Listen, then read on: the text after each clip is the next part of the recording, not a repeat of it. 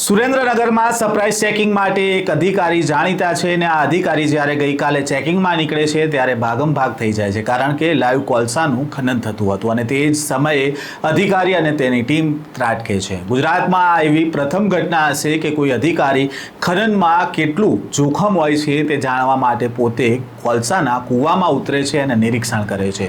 સુરેન્દ્રનગરમાં ક્યાં દરોડો થયો અને દરોડા દરમિયાન શું કાર્યવાહી થઈ તેની વિગતે વાત કરીએ આ વિડીયોમાં. વૈષ્ણવજન તો તેને કહીએ જે પીડ પરાઈ જાનાને રે. નમસ્કાર, નવજીવન ન્યૂઝમાં આપનું સ્વાગત છે. હું છું જયંત દાફડા. સુરેન્દ્રનગરમાં ખનીજ માફિયાઓને હાલ પાણીમાં બેસી જવું પડે તેવો ઘાટ સર્જાયો છે, કારણ કે અત્યાર સુધી જે જગ્યાઓ ઉપર ખાણ ખનીજ વિભાગ નહોતું પહોંચતું કે નહોતું પહોંચી શકતું ત્યાં ચોટીલાના પ્રાંત અધિકારી દરોડા કરીને કાર્યવાહી કરી રહ્યા છે. હાલ તેમણે સરપ્રાઇઝ ચેકિંગના કારણે જાણીતા બન્યા છે. તેના કારણે ખનીજ માફિયાઓમાં પણ ફફડાટ ફેલાયો છે. તેવામાં તેમણે ગઈકાલે થાનગઢ તાલુકાના નળખંભા ગામમાં ગેરકાયદેસર ખનનની પ્રવૃત્તિ પકડી પાડી છે. નાયબ કલેક્ટર ચોટીલા HT મકવાણા અને મામલતદાર થાનગઢની ટીમે સંયુક્ત તપાસ હાથ ધરી હતી અને રગા જીવણભાઈ કોળી પટેલની માલિકની જમીન સર્વે નંબર 132માં તપાસ કરી અને આ દરમિયાન 3 કૂવા પણ મળી આવ્યા હતા.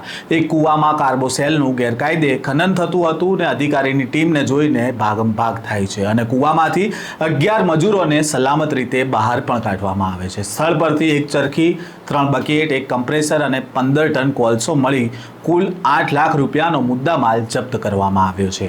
ગેરકાયદેસર ખનનનો કોન્ટ્રાક્ટ ખાખરા થળીના અનુબેન મનસુખભાઈ કોળી પટેલનો હતો અને જમીન માલિક રઘાભાઈ કોળી પટેલ વિરુદ્ધ ગુજરાત મિનરલ રૂલ્સ 2017ના નિયમ 21(3) હેઠળ કાર્યવાહી શરૂ કરવામાં આવી છે અને જમીન સરકાર હસ્તક કરવાની પ્રક્રિયા પણ હાલ હાથ ધરવામાં આવી છે.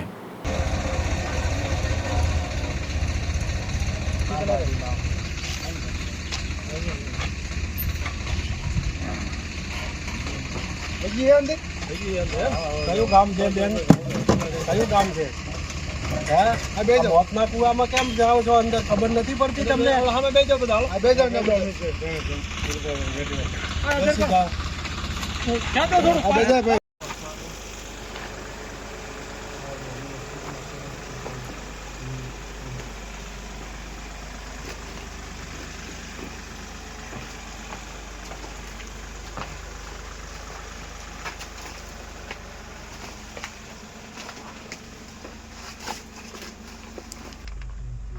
ઓમ ગયા આડા ગયા છે.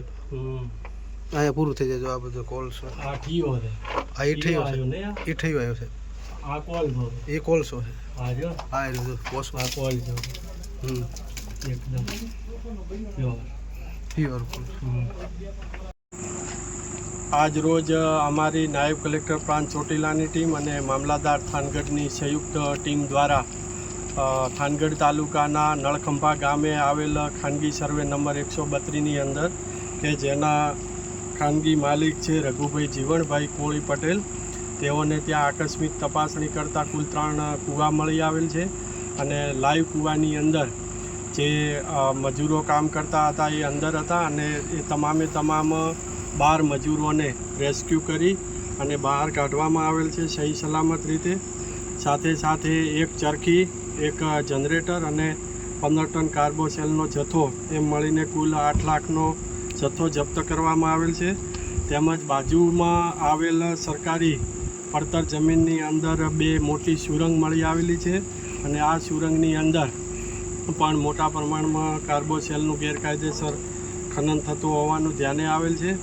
આમાં જે મજૂરો કામ કરતા હતા તે નાસી ગયેલ છે, પરંતુ એની અંદર બકેટ અને ડિટોનેટર જેવા જે એક્સપ્લોઝિવ છે એ મળી આવેલ છે. એ પણ જથ્થો જપ્ત કરી અને આગળની કાયદેસરની કાર્યવાહી હાથ ધરેલ છે. ચોટીલામાં પ્રાંત અધિકારી તરીકે એસટી મકવાણા જ્યારથી આવ્યા ત્યારથી ટૂંકા જ સમયગાળામાં 700 જેટલા કૂવાઓ તેમણે ઝડપી પાડ્યા અને 316 કરોડની નોટિસ આપીને જમીન પર બોજો દાખલ કરવાની કાર્યવાહી પણ શરૂ કરી છે.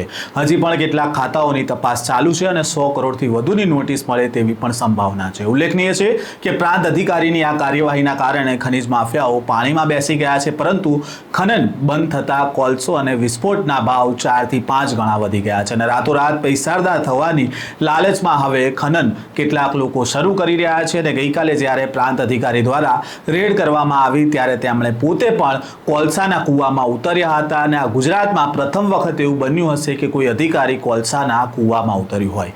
જોકે તેમણે આ કૂવામાં ઉતરવા પાછળનું કારણ એવું હતું કે કોલસાના ખનનમાં કેટલું જોખમ હોય છે અને માલિક દ્વારા આ મજૂરોને કેટલા જોખમમાં નાખીને કામ કરાવે છે. સાથે જ કેટલો કોલસાનું ખનન અંદરથી કાઢી લેવામાં આવ્યું તેની ચકાસણી પણ કરવામાં આવી ને કયા પ્રકારે આ ખનીજ માફિયાઓ કોલસાનું ખનન કરતા હોય છે તેનું પણ નિરીક્ષણ કરવામાં આવ્યું. પ્રાંત અધિકારી દ્વારા અત્યાર સુધીમાં જેટલા કૂવાઓ ઝડપી પાડવામાં આવ્યા છે તેની માપણીની કામગીરી થઈ ગઈ છે અને આગામી સમયમાં કૂવાઓને બૂરીને તેના પર વૃક્ષારોપણની કામગીરી પણ થવાની છે. તો આ સ્ટોરી હતી ચોટીલાના પ્રાંત અધિકારી એસટી મકવાણાની. આ સ્ટોરી વિશે તમારો શું મત છે કોમેન્ટ બોક્સમાં જરૂરથી જણાવજો. ફરી મળીશું નવા વિષય સાથે. નમસ્કાર. વૈષ્ણવજન તો તેને કહીએ જે પીડ પરા